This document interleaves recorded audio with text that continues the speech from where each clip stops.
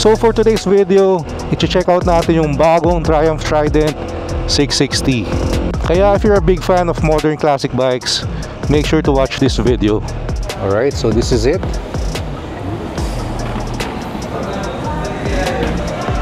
Ito na yung bagong Trident 660. We will be test riding the Segway E300 SE. Alright, let's do this. Alright, let's try mode 3 from 0, go.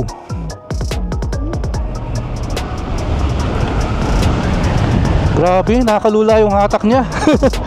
Ang lakas. So we will be test riding the Triumph Bonneville T120. First impression, sobrang baba niya. So first ride on a Triumph Bonneville T120.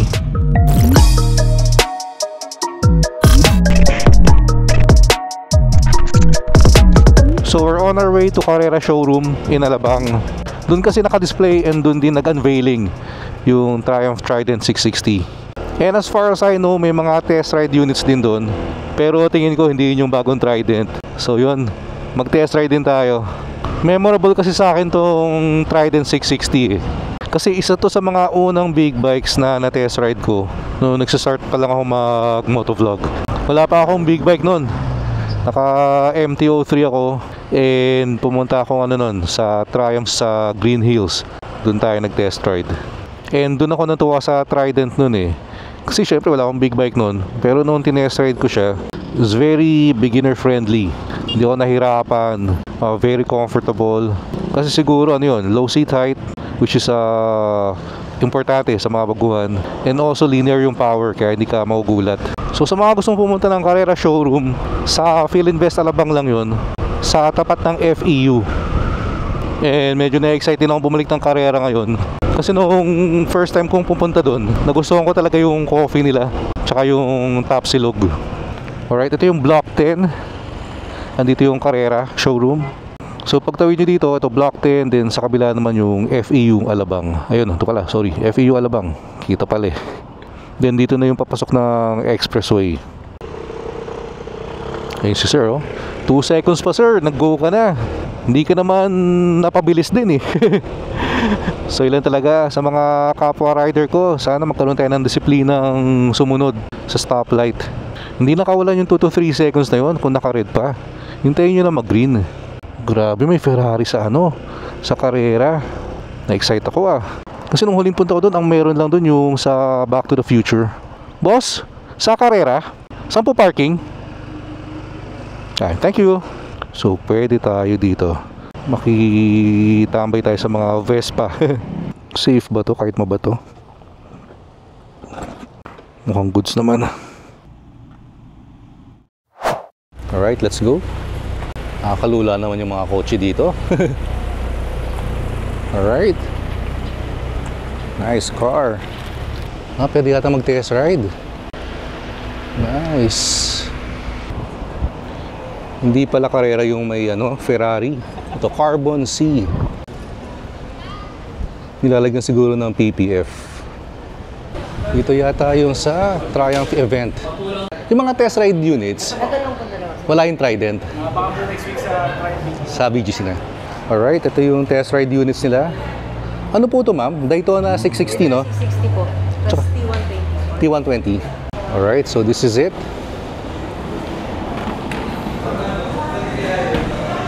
Ito na yung bagong Trident 660. So ito yung bagong 2025 na Trident with full of upgrades from previous model. So first upgrades would be the quick shifter na alam naman natin na pinapangarap ng lahat na lahat magkaroon ng quick shifter with auto blip. So stock na siya. Then you have the cruise control. Normally makikita mo ang cruise control doon sa mga adventure bikes or cruiser, but this is first for the naked Trident. Then next upgrade is yung ating additional riding modes. Yung previous model kasi it's 2 riding modes lang ang available. That is the rain and road. But ito pwede kang mag-beast mode with the sports mode, sports mode. Plus, na-improve yung kanyang ABS when it comes to cornering. So, mas confident tayong mag-banking. And aside from the ABS, mas na-improve yung suspension to complement yung sports na riding modes na nadagdag. So, for the 4 upgrades, ang good news, same price with the last model. Wow. So, very value for money. Oo. Diba? Ang daming nadagdag na features but Nariting yung price. same price at 524. Sir, paano sila nakap-test ride nito? Official test drive ng ating 2025 Trident would be by next week sa ating dealership sa BGC. So 11 Corner 38. So invite natin kayo to have the test drive unit ng ating bagong Trident. Nice. Thank you, Sir Donnie. Thank you. Alright, so tapos na tayo mag-lunch. Time to do test rides. Pero gusto ko rin i-try itong electric scooter from Segway. Sir, pwedeng i-test ride to? Yes. Pwede po. Alright. Sir, this for the E300 SE. Ito po yung pinaka-premium namin na model. So for this one, 7,800 po yung watt ng motor niya. Maximum output po niya is nasa 10,000. So more likely, mga comparable to sa around 200 to 300 cc na motor.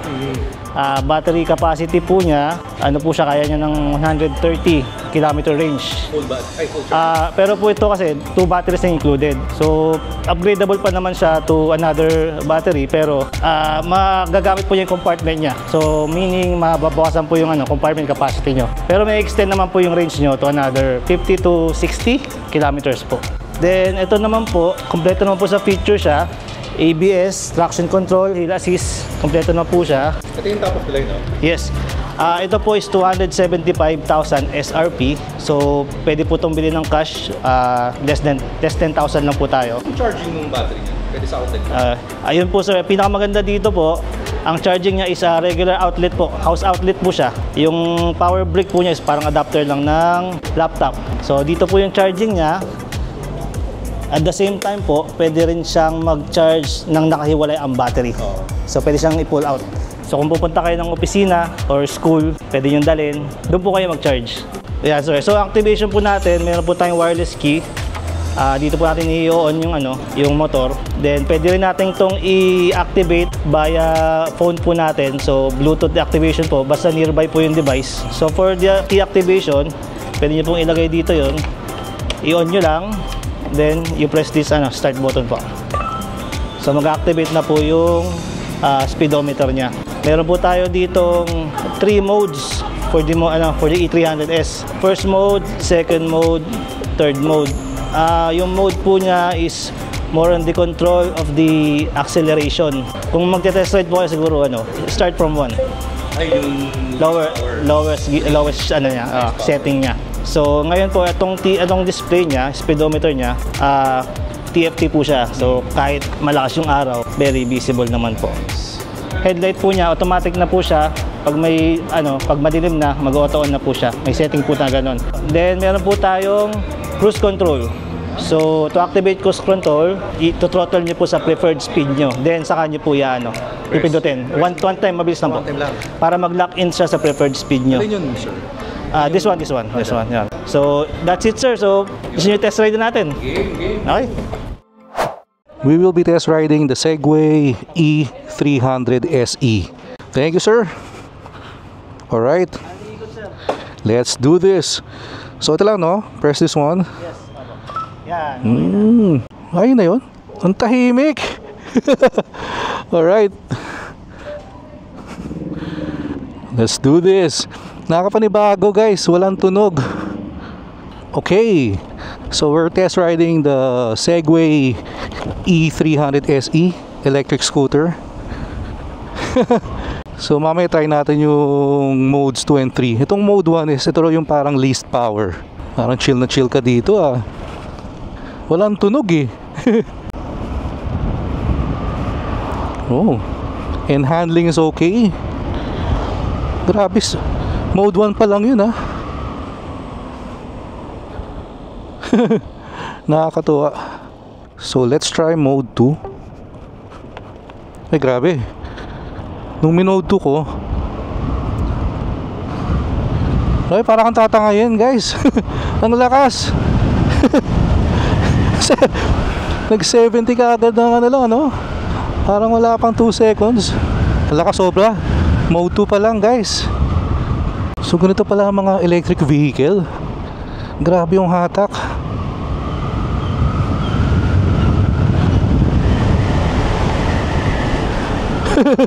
Tatangayin ka. Grabe, nag-i-enjoy ako dito ah. First time ko makatry ng electric scooter. And ang laki kaagad ng ngiti ko. Alright. Grabe, hindi ka mamroblema sa hatak dito. Talagang tatangayin ka. So siguro it's time to try mode 3. Alright, so mode 3 na tayo. Maximum power. Grabe. Nakakatuwang dalhin to ah. So umpisa maninibago ka lang kasi walang tunog talaga. Kalimutan pala natin kunin yung gloves natin. Sobrang excited kasi mag-test ride. Oh, meron din pala tong cruise control. So siguro i-try natin. So sabi, pag gusto mo yung cruise control, desired speed, then 1 press lang to. Ayun o, wala na tayong kamay sa throttle. We're still moving. Tingnan natin kung habang naka-cruise control ka, pwedeng magdagdag. Ayan.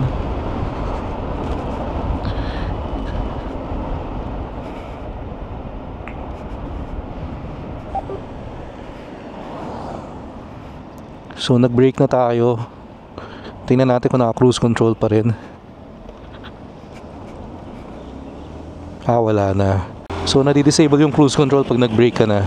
So all you need to do, pag nandun ka na sa desired speed mo, kunya let's do 40.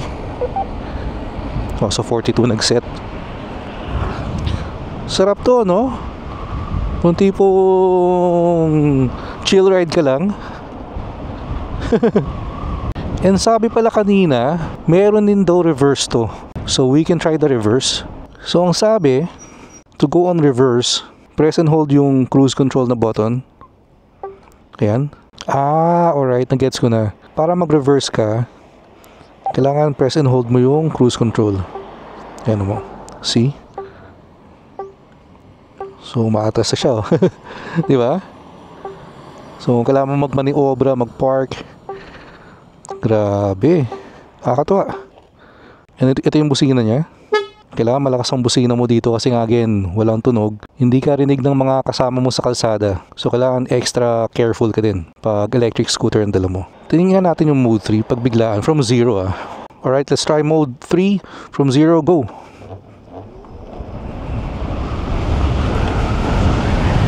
Grabe, nakakalula yung hatak niya. Ang lakas. Ayan ang gusto kong i-test ride mamaya.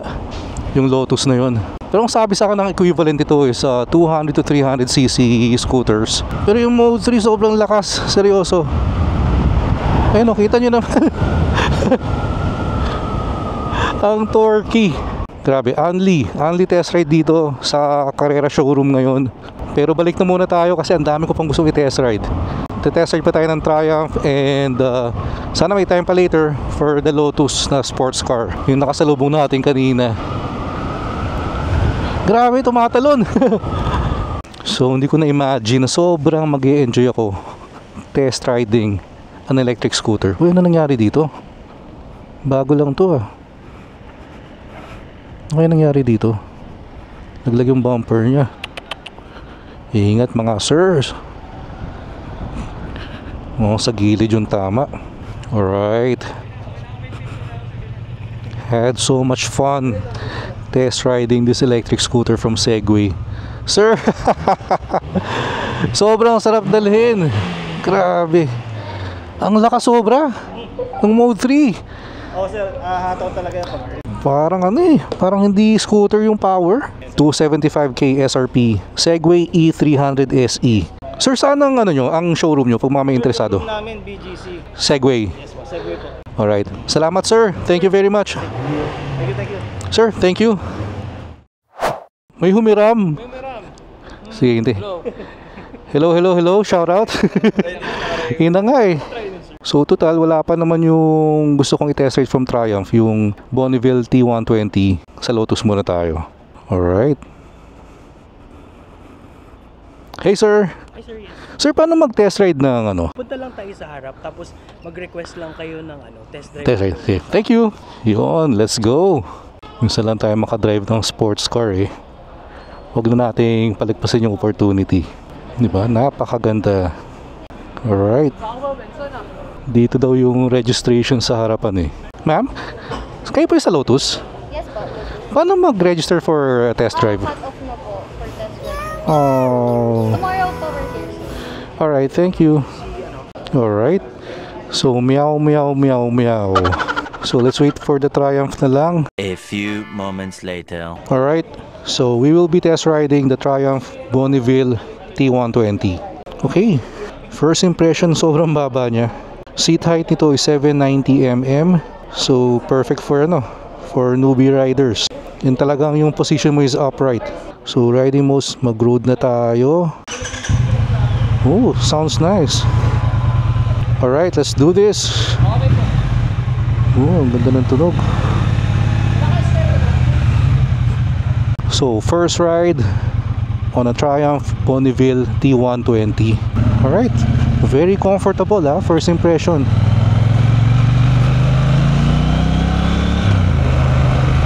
By the way, itong T120 wala pa tong quick shifter, pero merong cruise control. And napansin ko kagad, it's very comfortable to ride. Ang lambot ng upuan. And yung ergonomics, talagang upright kayo.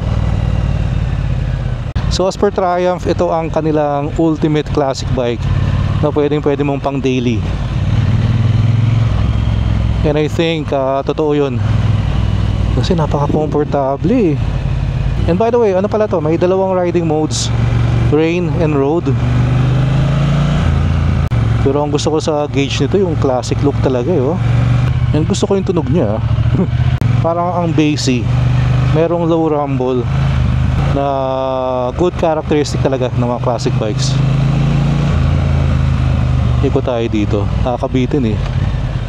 So every time nagtatry tayo ng Triumph, talagang lagi tayong napapangiti.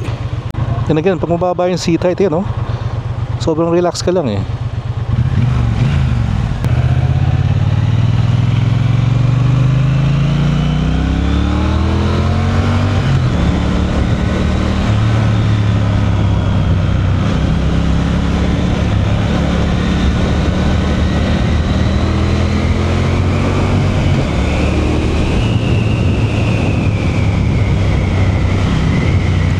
Alright, so being 1200cc, hindi ka kukulangin sa power nito.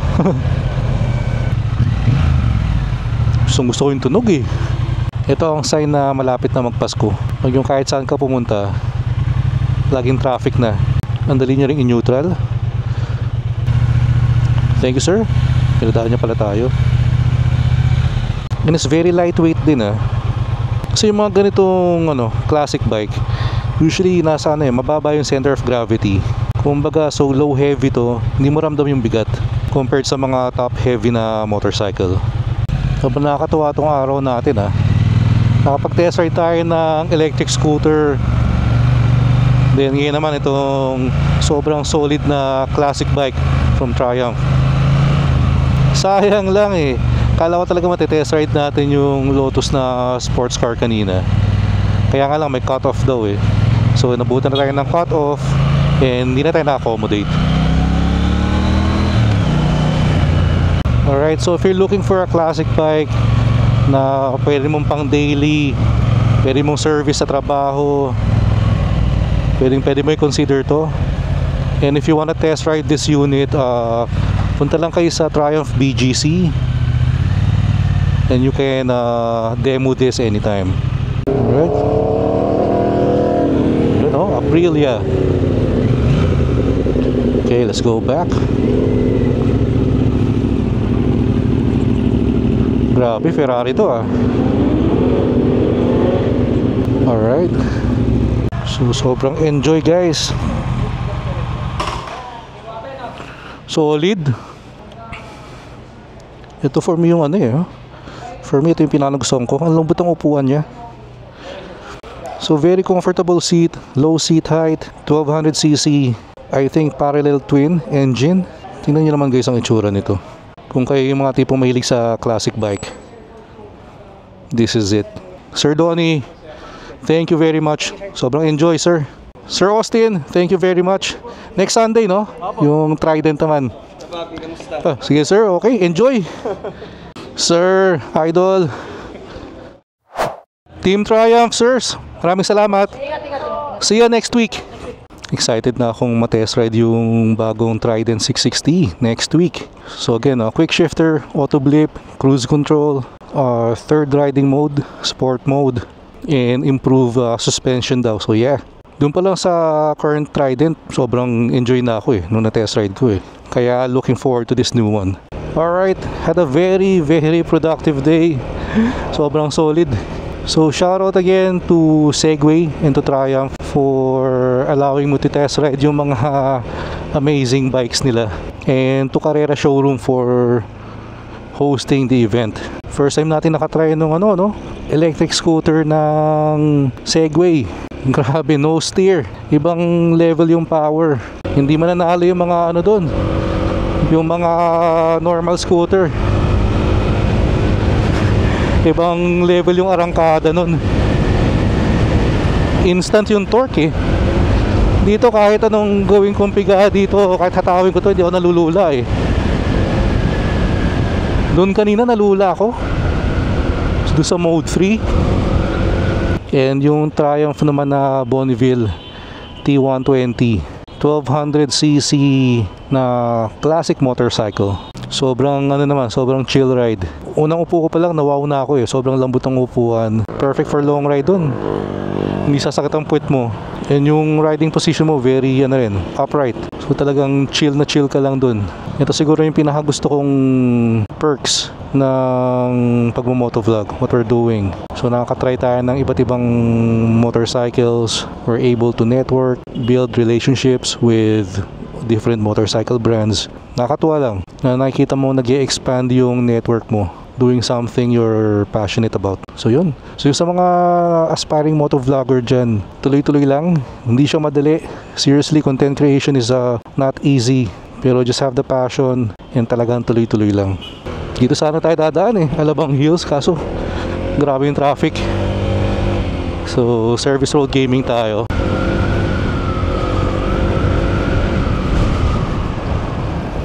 And since we're on the topic of content creation na din, share na din siguro some advice. Ako naman kasi mga sinishare ko yung mga from my own experience lang Hindi rin naman tayo malaking content creator na. Ako for me, na-realize ko napaka-importante na i-build mo yung habit, yung consistency ng pag-upload nyo. Sabi nga nila, it takes 21 days to develop a habit. Pero for me, it takes longer. Pero once ma-develop mo yun, mag-stick talaga yun. So when I started motovlogging, talagang nag-commit ako to upload 2 to 3 times per week. So for a long time, nagawa ko naman yun. So na-develop ko yung habit. Nagiging part ng routine mo And pag hindi mo na susunod yun, kunyari hindi mo nagawa yung 2 to 3 uploads per week, iba yung pakiramdam mo parang hindi kompleto. Problema nga lang pag tumagal yung ganon, nangyari rin sa akin na there was a stretch na nag-upload ako ng isang beses lang sa isang linggo, tapos naging isang beses lang sa 2 linggo, hanggang sa naging isang beses in 1 month. Yun yung nagiging habit ngayon. Doon ka nasasanay. And ang hirap ibalik yung rhythm mo. Talagang you need to spend time again para ma-build yun, ma-develop yung habit na yun, which is nagawa ko naman. Pero yun lang siguro, if you're starting sa content creation, be very aware and be conscious dun sa uploading habits mo. I'm not saying naman na dapat 2 to 3 times per week rin mag-upload ng content, pero make a commitment to yourself and gawin mo yon. Hold yourself accountable. Kahit sabihin mo pang 1 content per week lang yan, okay lang yon. Basta hold yourself accountable. Kung di mo magawa yun, bakit? Kailangan mong i-analyze sa sarili mo. Ano yung mga challenges, ano yung mga roadblocks para ma-address mo. Yun lang naman. Ayoko kayong i-bore masyado, pero I just wanted to share that insight. Siguro ito, habol ko rin pala. Gusto ko talaga i-share to Focus din on what you can control. Kasi as a content creator, I think lahat tayo dumadaan doon dun sa nag-o-obsess ka dun sa sa views mo. Kunyari meron kang content na talagang pinaghirapan mong i-edit, tapos binabantayan mo yung views, makita mo konti lang. It's easy to get frustrated, to get demotivated. Na hey, yung pinaghirapan ko i-edit na feeling ko magandang content, walang views. So ako, natutunan ko doon, huwag kang magpa-stress out sa bagay na hindi mo kontrolado. So given na yun, meron kang content na walang views, hindi mo talaga kontrolado yun eh. What you can control is yung frequency, kung gaano ka kadalas mag-upload, yun ang kontrolado mo. And kontrolado mo rin na kung meron kang content na mahina yung views, i-analyze mo. Ano sa tingin mo yung reason kung bakit hindi siya nag-perform ng maganda? Kamusta yung thumbnail? Kamusta yung title? Kamusta yung edit mo? So yun, as long as you're able to learn something from that, yun ang importante. Tapos i-apply mo na lang sa next upload mo. Then eventually mapapansin mo na lang na nag-i-improve na yung gawa mo, and nag-i-improve na rin yung performance ng videos mo, yung views, yung engagement. So yun lang naman. So sa mga gusto maging content creator, again, it's not an easy road to take, pero again, follow your heart. For me, mas okay na you're working hard to build your dreams kaysa naman you're spending almost your whole life building someone else's dreams. Kumbaga, huwag kang matakot to bet on yourself. Alright, baka sabihin nyo, nag-feeling motivational speaker ako ha. Hindi po. Talagang gusto ko lang i-share yung mga realization ko. Kasi nasa 2 years na rin tayo sa content creation, and kahit pa paano may mga natututunan din tayo. May mga learnings. Alright, and by the way guys, we're very close to hitting 10,000 subscribers dito sa YouTube channel natin. So tara guys, salungan nyo na ako. Kunin na natin to. And if you're not yet subscribed, please click the subscribe button below and like and share the video. Salamat. And doon pala sa nagtatanong about our Newbie Rides Moto jersey, isang piraso lang kasi yung pinagawa ko na yun. Mahal kasi, pero nag-post ako sa Facebook page ko, nag-check for interest. So kung interesado kayo, mag-comment lang kayo sa post ko. Kasi kung marami naman may gusto, meaning may demand naman, pwede tayo magpagawa. Kasi pag mas marami, mas mura yung paggawa kay Imprint Customs. Pero yung binayad ko kasi doon sa pinagawa kong isang piraso lang, 1.5, medyo mahal. Kaya for me, magiging sulit lang siya kung maraming gusto magpagawa para makamura. Pero kung konti lang din, for me kahit ako namamahalan. Alright, so mukhang naipit na naman tayo sa traffic dito sa service road. Pero maraming salamat sa mga nag-join sa atin today. Doon sa mga umabot sa part na to, sobrang solid nyo guys. Alright, so kita-kits tayo sa next video. Ingat kayo lahat palagi. Always ride safe. Peace out.